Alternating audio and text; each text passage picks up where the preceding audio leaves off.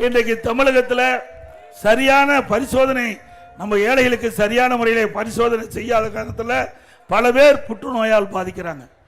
இன்றைக்கு அதிக அளவு இன்றைக்கு நாளுக்கு நாள் புற்றுநோய் பரவி கொண்டிருக்கின்றது. ஆனால் இந்த புற்றுநோய் ஆராய்ச்சியாளர் தெரிவிக்கப்பட்ட கருத்து, ஆனால் இந்த அரசு கண்டுகொள்ளவில்லை. அனைத்து இந்திய அண்ணா திராவிட முன்னேற்ற கழக அரசு பொழுது 15 லட்சம் பேர்களுக்கு அங்கே பரிசோதனை செய்யப்பட்டது. மருத்துவம் 15 லட்சம் மருத்துவ முகாம் நடத்தப்பட்டது. அந்த 15 லட்சம் மருத்துவ முகாமில் ஏழை மக்கள் கலந்து கொண்டு அவருடைய உடல்நிலை பரிசோதனை செஞ்சு நோய்வாயிருந்தால் உடனுக்குடன் சம்பந்தப்பட்ட மருத்துவமனைக்கு அவளை அனுப்பி வைத்து அந்த நோயை குணப்படுத்தினோம். இன்றைக்கு விடியா திமுக அரசு இதை எதுவுமே கண்டுகொள்ளாத காரணத்தினால் ஏழை மக்கள் அதிகமாக இந்த புற்றுநோயால் பாதிக்கிறாங்க.